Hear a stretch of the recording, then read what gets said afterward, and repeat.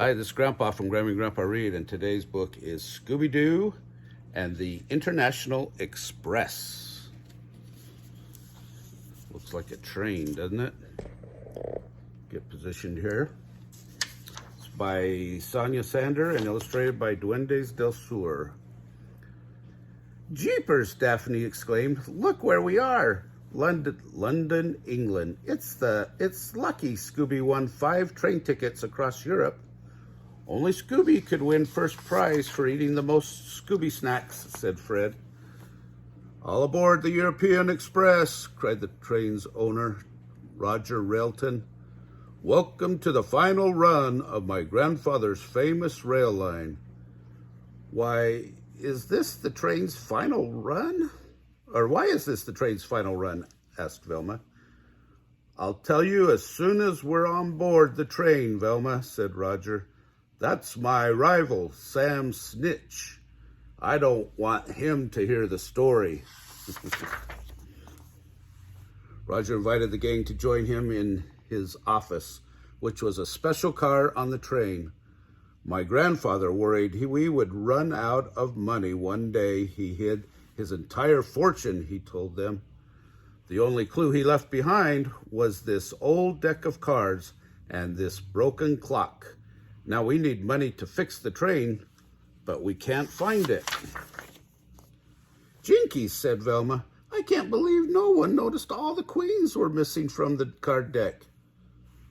Buckingham Palace is the only place to look for a queen when you're in London, said Fred. Daphne turned to Shaggy and Scooby. Stop fooling around, you two. We need your help. But ruh-roh, it was too late. Shaggy and Scooby tumbled into the guardhouse. Like, hold on, Scoob, cried Shaggy. They had broken through a secret wall.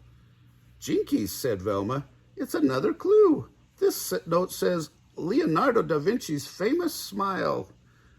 Now we know where to look when we get to Paris, Fred said. Let's go catch our train.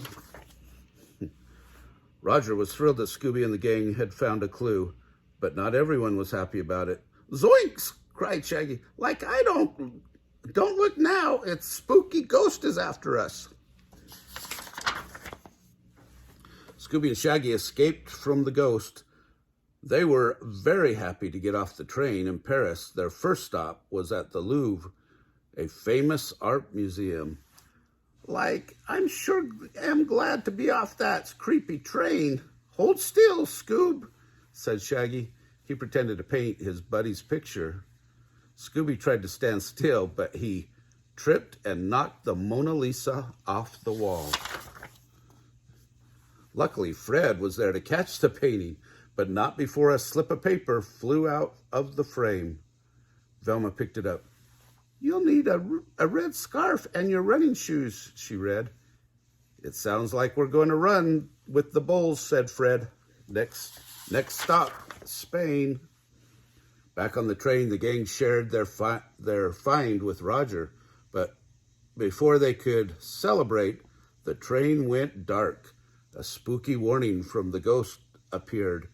Like, if that ghost is so unhappy, gulped Shaggy, maybe we could stop looking.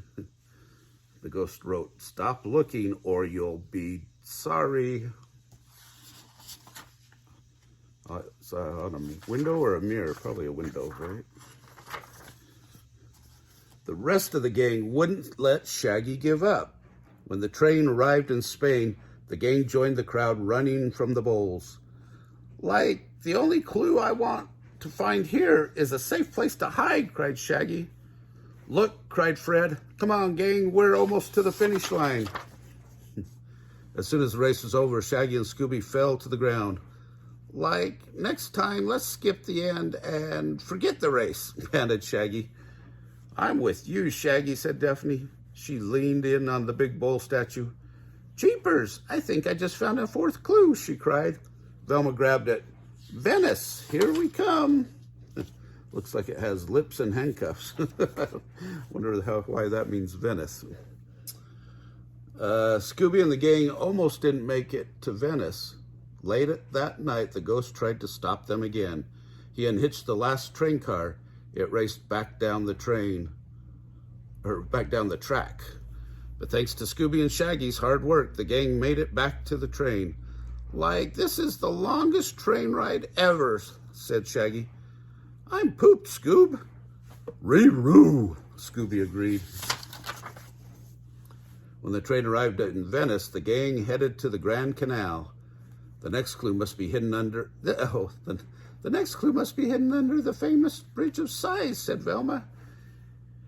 Everyone knows what about the bridge's promise of true love sealed by a kiss, said Daphne. And about the prisoners that were held inside, Fred added. Splash! Scooby and Shaggy ended up in the canal, but not before they found the last clue in a crack in the bridge. Time doesn't stop, read Velma. Roger's grandfather clock. The gold must be hidden inside, said Fred. Let's go, gang. And the ghost on their with the ghost on their heels, Scooby and the gang raced back to the train. Daphne quickly set the hands of the clock to the correct time. A tick and a tock later, gold burst out. See that out of the bottom? Fred ripped off the ghost's mask. I had a feeling Roger's rival must be behind this. If it weren't for you meddling kids, I would. Oh, if it weren't for you meddling kids, I would be the only train line in Europe, said Sam Sneetch. Like, this dinner from Roger was the best, thanks ever, said Shaggy. Rummy, rummy, Scooby agreed. Scooby-Dooby-Doo. All right. I hope you like that story. Remember to give us a big thumbs up, subscribe to the channel, tell all your friends, watch the Scooby-Doo playlist and the Halloween playlist.